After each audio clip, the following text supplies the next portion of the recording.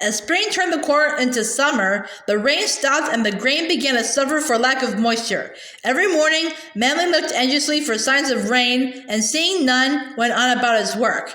And then the hot winds came. Every day the wind blew strongly from the south. It felt on Laura's cheek like the hot air from the oven when she opened the oven door on baking day. For a week, the hot winds blew, and when they stopped, the young wheat and oats were dried, brown, and dead. The trees of the 10 acres were nearly all killed too. Manly decided there was no hope of replanting to have the trees growing to fulfill the law for the claims. It was time to proof up, and he could not. There was only one way to save the land. He could file on it as a preemption. If he did that, he must prove up in 6 months and pay the United States $1.25 an acre. The continuous residents would be at no trouble, for they were already there. The $200 cash at the end of 6 months would be hard to find, but there was no other way. If Manly did not file on the land, someone else would, for if he failed to prove up, the land would revert to the government and be open to settlement by anyone.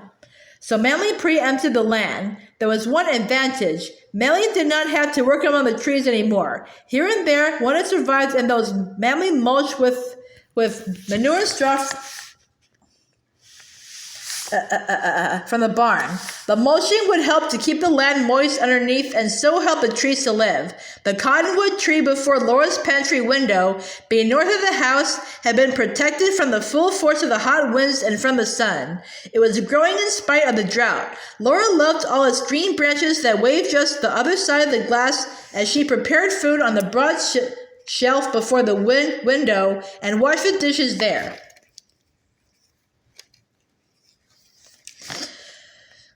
No rain followed the windstorm, but often after cyclone clouds were formed in the sky and then drift away. It was cyclone weather. One sultry afternoon, Manly was in town and Peter gone with the sheep. Laura finished her work and she and Rose went out in the yard. Rose was playing with her play dishes under the cottonwood tree on the shady side of the house, but Laura idly watched the clouds more from force of habit than a real fear, for she had become used to the danger of storms.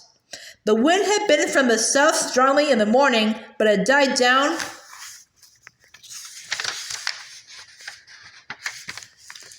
And now, Laura noticed clouds piling up in the north. There was a solid bank of blackness, and before it, clouds rolled. Now the wind rose, blowing hard from the south, and watching, Laura saw the dreaded funnel-shaped cloud drop its point toward the ground from the wall of black. The light turned a greenish color, and seizing Rose, Laura ran with her into the house. She quickly shut all the doors and windows before she ran into the pantry to look again from its window toward the storm. The point of the funnel had touched the ground, and she could see the dust rise up. It passed over a field of new breaking, and the strips of sod were lifted up out of sight. Then it struck an old haystack. There was a blur, and the stack disappeared. The funnel-shaped cloud was moving toward the house. Laura lifted the trap door in the pantry floor, and taking Rose with her, went quickly threw it into the cellar, dropping the door shut behind her. Holding Rose tightly, she cowered close in a corner in the darkness and listened to the wind shriek above them, expecting every second that the house would be lifted and carried away. But nothing happened, and after what seemed hours but was really only a few minutes, she heard Manly's voice calling. Lifting the cellar door, Laura carried Rose up the stairs. She found Manly standing by his team in the yard, watching the storm as it passed eastward less than a quarter of a mile north from where they stood. It went on blowing away buildings and haystacks, but only a sprinkle of rain fell on the parched earth.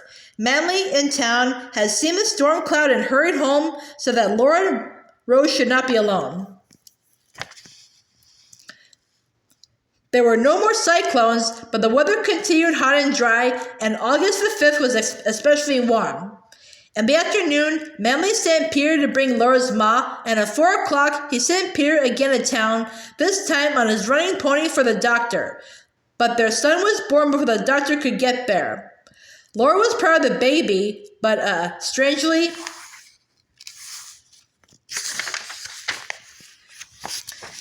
She wanted Rose more than anything. Rose had been kept away from her mother for the sake of quiet, and a hired girl was taking indifferent care of her. When Laura insisted, the girl brought Rose in, a shy little thing with a round baby face herself, to see the little brother.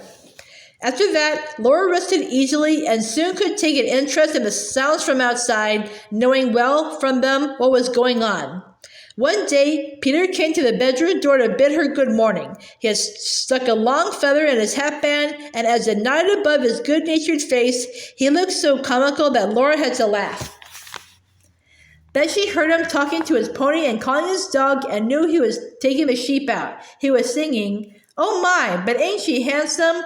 Dear me, she's the sweetest name. Kai-yi, to love her is my duty, my pretty little posy pink, Jenny Jerusha Jane."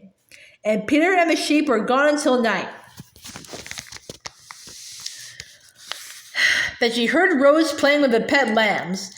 They were so large now that 3 of them went out with the sheep, but the 2 smallest still hung around the back door and yard to be fed and played with. Often they pushed Rose over, but it was all in the game. Then she heard the hired girl refuse to give Rose a piece of bread and butter, speaking crossly to her, and that Laura could not bear. Calling from her bed, she settled the question in Rose's favor. Laura felt she must hurry and get her strength back. Rose shouldn't be meanly treated by any hired girl, and besides, there were the wages of $5 a week. They must be stopped as soon as possible, for the time would come soon enough to pay a note. Laura was doing her own work again one day 3 weeks later when the baby was taken with spasms, and he died so quickly that the doctor was too late. To Laura, the days that followed were mercifully blurred. Her feelings were numbed, and she only wanted to rest and not to think. But the work must go on. Haying had begun, and Manly, Peter, and the herd boy must be fed. Rose must be cared for, and all the numberless little chores attended to.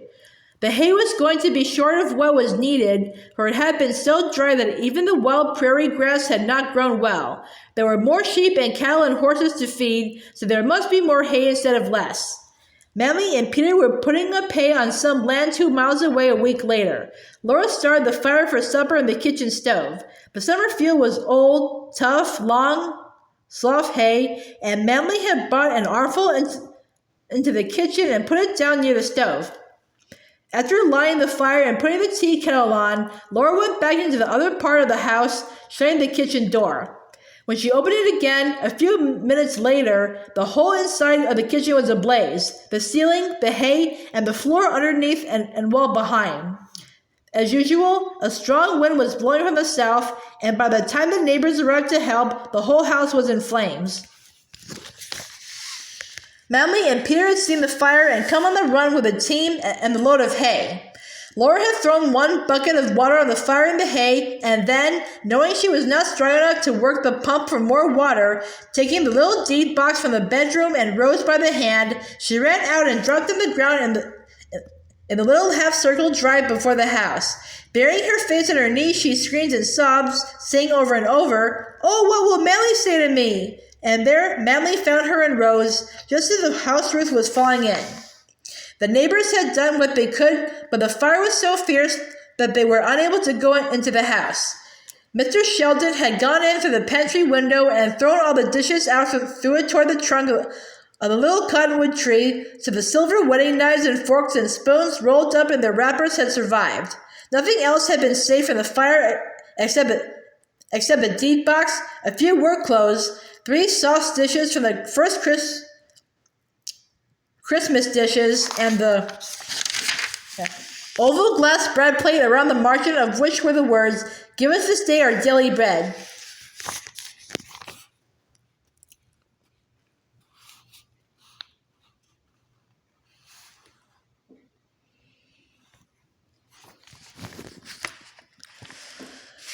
And the young cottonwood stood by the open cellar hole, scorched and blackened and dead. After the fire, Laura and Rose stayed at her pots for a few days. The top of Laura's head had been blistered from the fire, and something was wrong with her eyes. The doctor said that he had injured the nerves, and so she rested for a little at her old home, but at the end of the week, Manly came for her. Mr. Shelton needed a housekeeper and gave Laura a Manly house room and use of his furniture in return for board for himself and his brother. Now Laura was so busy she had no time for worry, caring for her family of 3 men, Peter and Rose, through the rest of the hay, and while Manly and Peter built a long shanty, 3 rooms in a row, near the ruins of their house. It was built of only 1 thickness of boards and tar paper on the outside, but it was built tightly, and being new, it was very snug and quite warm. September nights were going cool when the new house was ready and moved into. The 25th of August had passed unnoticed, and the year of grace was ended.